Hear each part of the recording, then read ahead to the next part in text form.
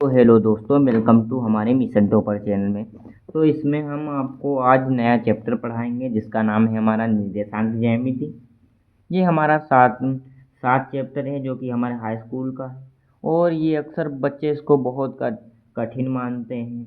तो ये बहुत ही सरल चैप्टर है। और इसमें हम बोर्ड जो हमारा बोर्ड 2027 आएगा उसमें कौन सा सवाल आएगा, आज ये क्लास बहुत इम्पोर्टेंट है तो आखिरी तक देखिए।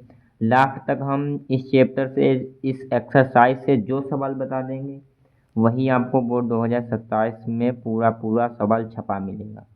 तो इस वीडियो को जो बच्चे अभी तक नहीं जुड़े हैं उनके पास से वीडियो शेयर कर दीजिए और अपने दोस्तों के क्लासमेट के पास भी चैनल को बता दीजिए कि इसको सब्सक्राइब कर लो और हर एक वीडियो और हर एक सब्जेक्ट की तैयारी करने के लिए इस चैनल पर लग जाइए।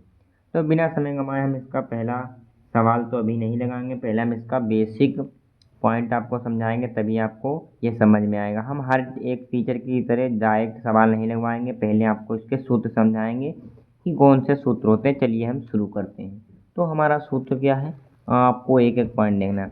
देखिए हमारा निर्देशांक ज्यामिति चैप्टर है, 7 चैप्टर है, इंपॉर्टेंट फार्मूला। और इस वीडियो को लास्ट तक देखें, इसमें हम क्या बताएंगे आपको लास्ट में, ट्रिक और इम्पोर्टेंट क्वेश्चन बताए जाएंगे आपको, इम्पोर्टेंट क्वेश्चन बताए जाएंगे आपको। तो इसको आपको कितनी लास्ट तक देखना है। तो हम पहले अब इसके क्या करेंगे, सूत्र के बारे में बात करेंगे। तो पहला सूत्र हमारा क्या, इसमें हमें दूरी पूछता है कि ए बिंदु की बी बिंदु के बीच की दूरी। तो दूरी का हमारा सूत्र क्या था उसको ध्यान से देख लीजिए, बहुत इजी चैप्टर है, बिल्कुल पूरी मैथ किताब में यही इजी चैप्टर है। तो हमारी दूरी, अगर दूरी पूछे तो क्या कहेंगे, सिर्फ दूरी। अगर सिर्फ दूरी पूछे तो क्या कहेंगे, अगर दूरी का पूछे, बीच की दूरी अगर पूछे तो हम सिर्फ यही लगाएंगे, x square plus y square. ये हमारे दूरी का सूत्र है, ठीक है, ये हमारी दूरी का सूत्र है। ये हमारी बीच की दूरी का सूत्र हो गया। और हमारा एक और होता है समदूरस्थ बिंदु की, समदूरस्थ बिंदु के बीच की दूरी होती है। क्या होती है, समदूरस्थ बिंदु के बीच की दूरी। तो समदूरस्थ बिंदु के बीच की दूरी क्या होती है, समदूरस्थ बिंदु के समदूरस्थ बिंदु के बीच की दूरी क्या होती है, समदूरस्थ बिंदु के बीच की दूरी। तो समदूरस्थ बिंदु के बीच की दूरी, उसमें हमारे होते हैं 3 बिंदु, बीच की दूरी हो गई। तो इसमें हमारी क्या होती हैं, वो हर एक बच्चों आपको हर एक सवाल, हर एक सूत्र बच्चों आपको इस वीडियो में बताया जाएगा। तो उसमें एक हमारा x2 मान लेते हैं, एक हमारा बिंदु x1 मान लेते हैं जिसका होल स्क्वायर करते हैं। फिर बच्चों हम y2 माइनस y1 से इसका होल स्क्वायर करके घटा देते हैं, पूरा वर्ग निकाल देते हैं। तो बच्चों एक एक सूत्र अपनी कॉपी में लिख लीजिए, सभी इम्पोर्टेंट हैं, हर एक सवाल यहीं से आता है। और जो मैं सवाल आज बताऊंगा वही आपको सवाल बोर्ड 2027 में बिल्कुल देखने को मिलेगा। तो तैयारी अभी से शुरू कर दीजिए, ये मत कीजिए कि टाइम बहुत है। अगर टाइम है तो आपको पढ़ना भी बहुत है, 6 सब्जेक्ट पढ़ने हैं आपको। अगर टॉप करना है तो हर एक सब्जेक्ट में आपको क्या, अच्छा नॉलेज होना चाहिए, हर एक चीज़ आनी चाहिए। अगर हर एक चीज़ आनी है तो इस चैनल को तुरंत सब्सक्राइब कीजिए। तो हमारा तीसरा है क्या, कि हमें निर्देशांक ज्ञात करना हो तो कौन सा सूत्र लगाएंगे। अगर हमें निर्देशांक ज्ञात करना हो तो कौन सा सूत्र लगाएंगे।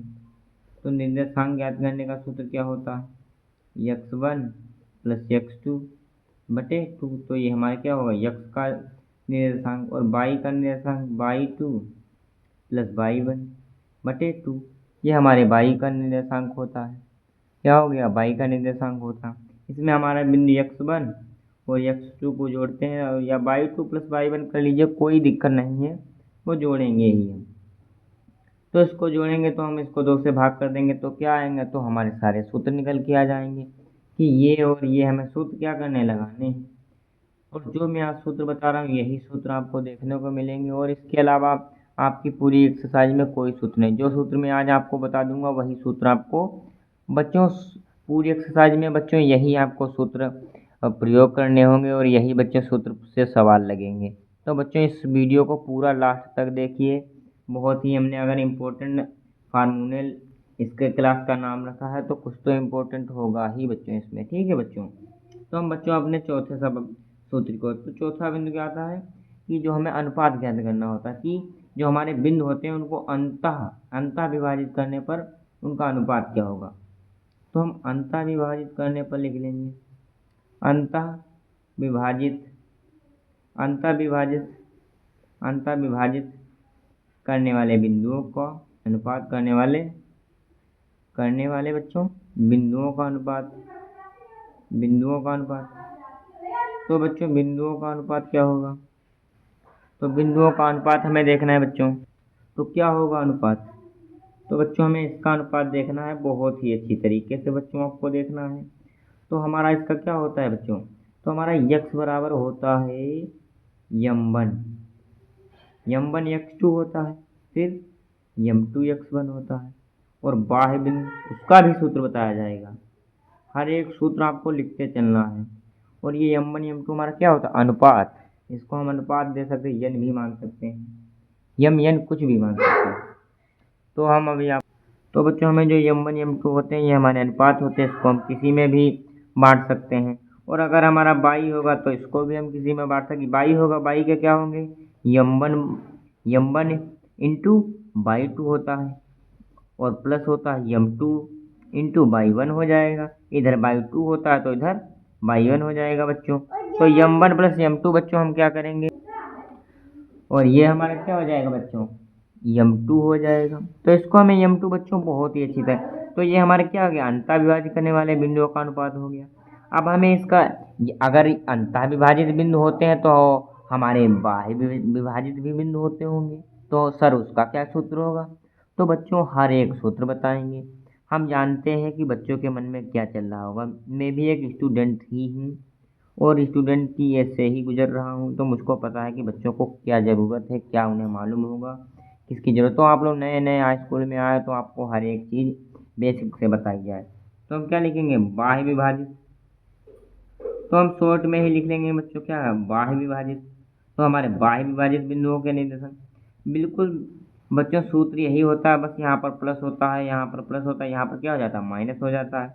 सूत्र सेम रहता है बच्चों। तो यम1 हो गया इंटू x2 हो जाएगा, माइनस हो जाएगा यम2 इंटू x1 हो जाएगा, इधर यम1 माइनस यम2 हो जाएगा।